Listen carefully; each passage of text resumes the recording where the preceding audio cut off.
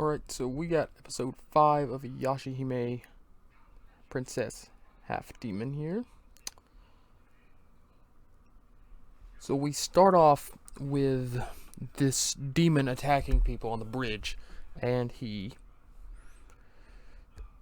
pretty much rips their bones out of their body. That's pretty extreme there. But we find out that this person is Kirinmaru, who is apparently a son of Tokatsu, who is someone known, or one of the people known as the Four Pillars. That we will get into later in the episode.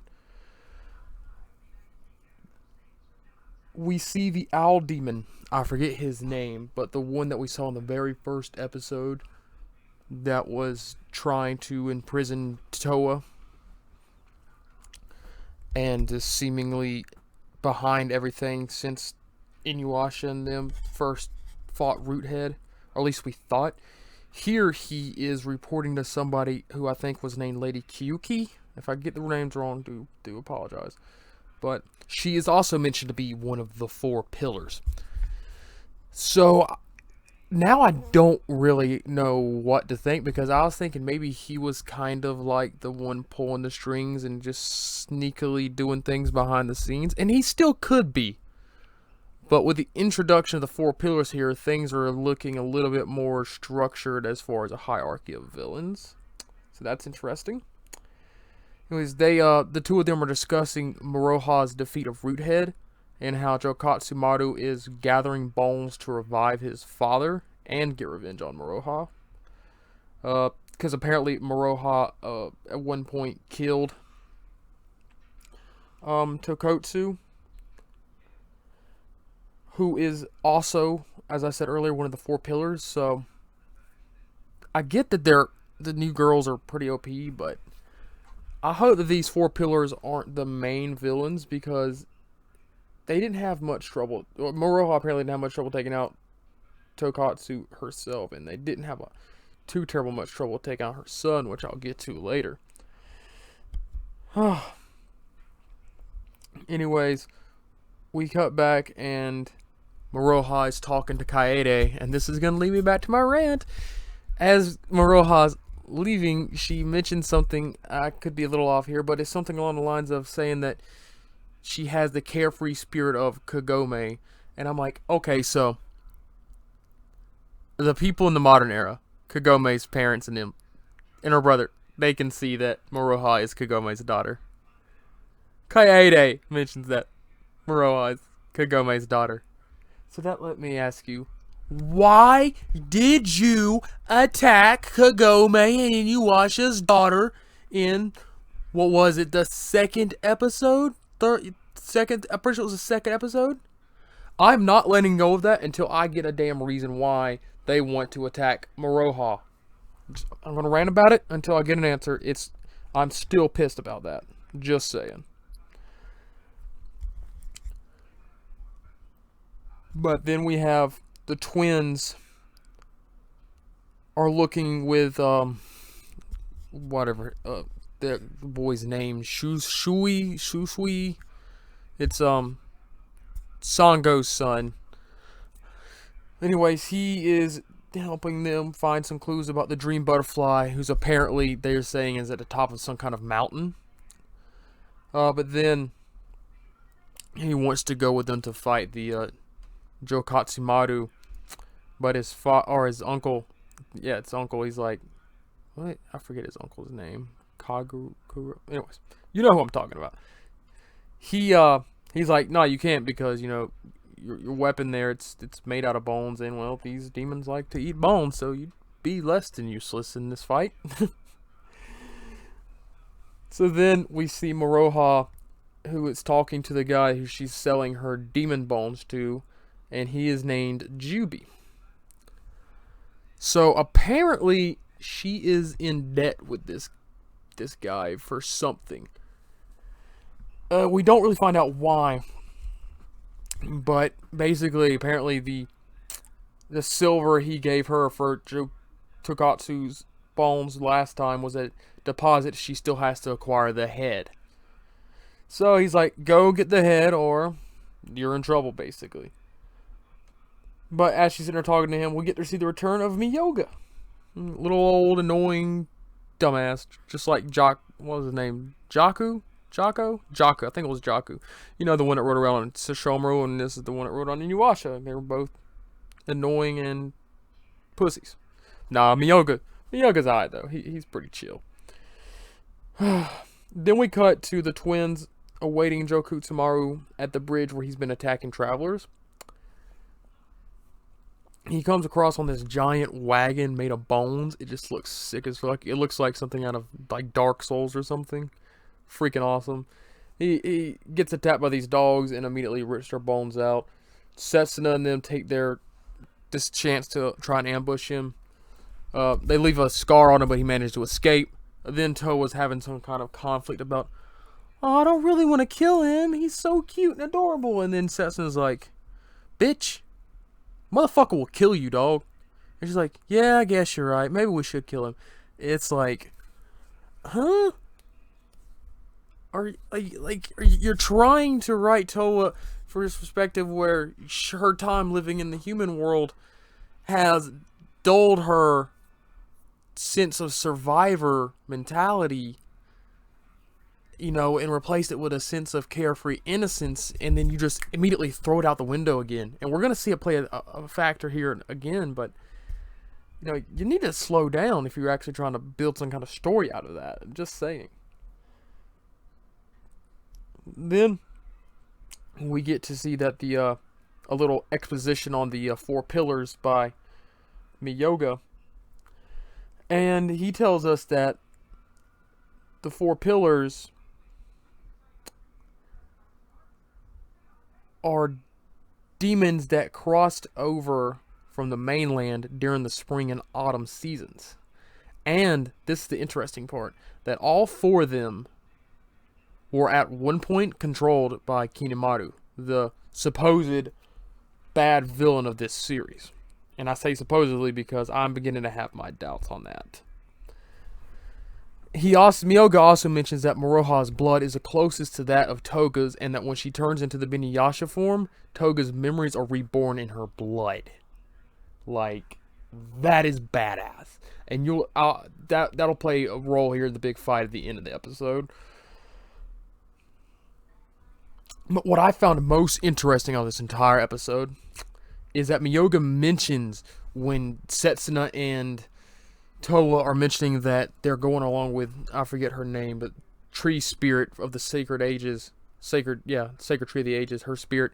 They're like, if we kill these 4 perils, and that causes Kirinmaru to emerge, then wouldn't we be playing right into her hands? And then they make mention about Kirinmaru's plan to distort time, and then Miyoga is like, that doesn't sound like him. He isn't the kind of guy that want to do something like that. So, you know, that goes back to a point I'd made in my last review about, is this tree spirit really looking out for the best interest, or she has some kind of underlining motive and Sesshomaru is really the only thing holding her back? I'm really beginning to think there's some kind of evilness, like the Jugon Jewel Shard demon. You know, I'm really beginning to think there's some kind of vibes with that going on with the sacred tree. We'll see. I could be off base here, but I'm really thinking that she is a lot darker than we anticipate. And now that I think about it, wouldn't it be awesome if she's trying to keep Sesshomaru and Kirinmaru sit away because they're the only ones that could stop her? And that if they both are freed, then Sesshomaru would actually take Toga's place as king. And it would be him and Kirinmaru ruling the land. That would be awesome. I'm just saying. Then we get into the fight. Mostly it's Moroha versus Jokutsumaru because he wants revenge against her, and it's her bounty, or at least his father is, because we see that he's resurrecting his father. And it's an okay fight. He throws some hands a little bit between him and the 3 girls. They all get in there. They all start fighting, but it's Moroha that really steals the show. She is a fucking beast. She activates this, as Miyoga called it, the Beniyashi form. And this is where he makes mention that Toga's memories flow through her blood during battle like that. When she's in that form. And she starts using Iron Reaver Soul Stealer and Blades of Blood. And I'm just like, oh, you're getting me in the feels there. The OG, the GOAT Inuyasha, going in with them old school attacks.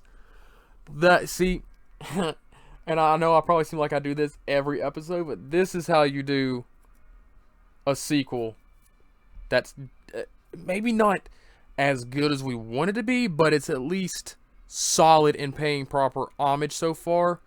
Looking at you in the trash can over there, Boruto manga. No, my apologies. Boruto anime. Manga's still fire, but anime, trash. Just saying.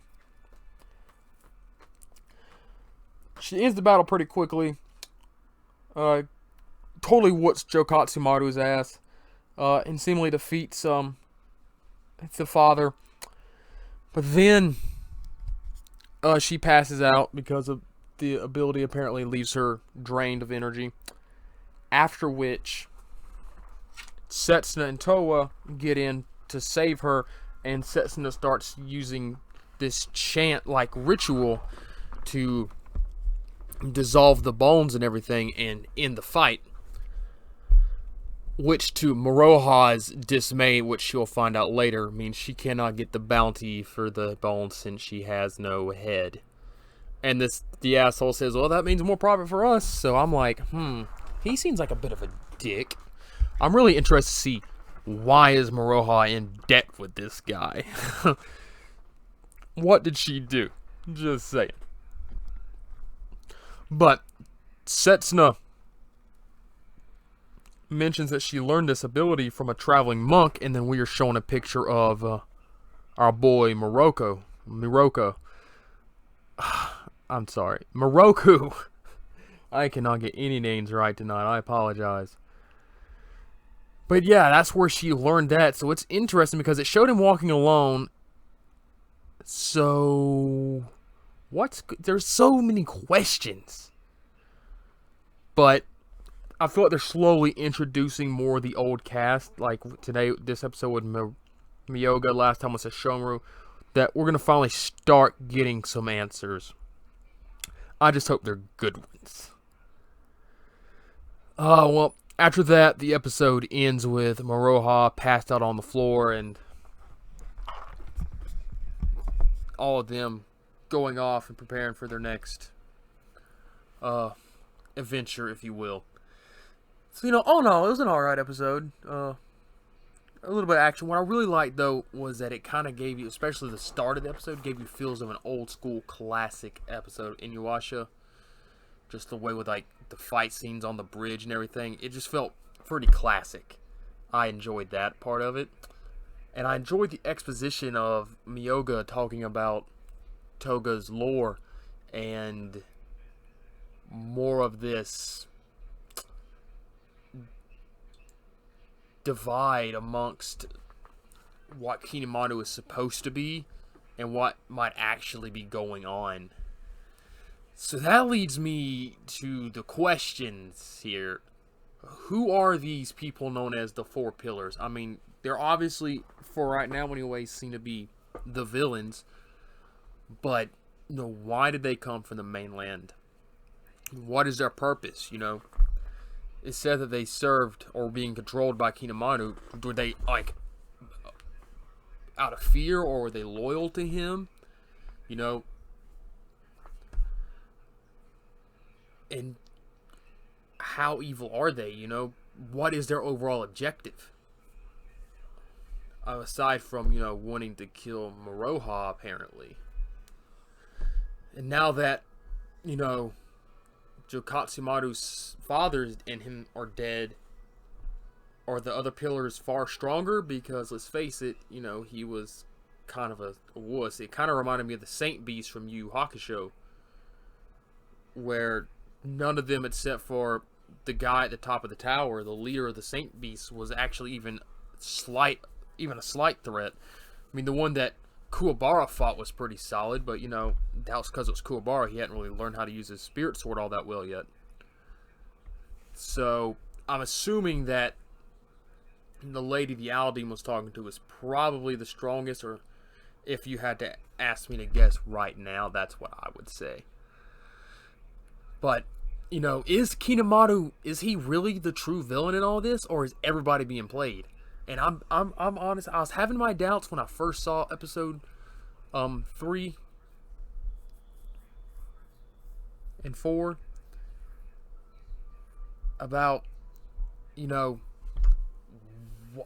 how's Roothead have this power at the time, and then we find out that it's through the spirit of the tree, but she says that Kirinmaru wants to distort time, and then Miyoga saying that doesn't sound right, you know, and then my comments about if defeating Kirinmaru lets Sesshomaru emerge, but isn't that a good thing? But then she says, you know, Sesshomaru and him have to be defeated at the same time, because if Kirinmaru emerges, it's like, So I don't know. I think she's got some underlining motives here, and I don't trust her at all. Then the Owl Demon. I, for one, thought that he might be the guy behind this, and he still might be. He might be the one playing everybody. You know, he could be pulling an Eisen on everybody. We don't know yet. But, yeah, I'm curious to see if he's really just there just being like a watchdog, or is if he's actually a lot craftier than we think. I could really see him actually, if the tree spirit is actually the villain here, I could see him working for her and spying on the 4 pillars. That would be actually a pretty cool plot twist. I'm not gonna lie, I would dig that pretty hard. And then lastly, what purpose will Toga's memories serve in this? Like his memories resurfacing in Maroha's blood during battle in that form. Because obviously we know we're going to get her in that form a lot more often. She's going to train up, be stronger. It's going to be like a Goku situation, straight out of Dragon Ball. But yeah, I could see like maybe that form being perfected would be how, if Kirinmaru is the main villain or Sesshomaru turns out to have to fight them, that would be the way that they would have to compete with a demon of that level. But I just don't think they keep mentioning Toga without some kind of significance that's going to be played later in the episode. Well, you know, what did you think? Did you enjoy the episode? Are you still in agreement with me, or are you disagreeing about them attacking Maroha when it's clear that so many people know that that is Kagome's daughter? What do you think about Towa's rather quick change of character on whether or not she should kill people because they look cute, you know, kind of playing on that innocence of the modern day and then just throwing it out the window a few seconds later? What do you think is going to happen with their continued journey to find this dream butterfly? And what do you think about what was said about Toga's memories resurfacing in Maroha's blood and the Owl Demon working for these 4 pillars? And do you think there's any merit to my idea that the tree spirit might be playing everybody and that Kirinmaru and Sesshomaru are not actually the ones that need to be defeated here? I think she's just trying to get the 2 biggest oppositions out of the way. But, you know, let me know what you think. Drop the comments, leave a like, subscribe, and we'll talk to you next time.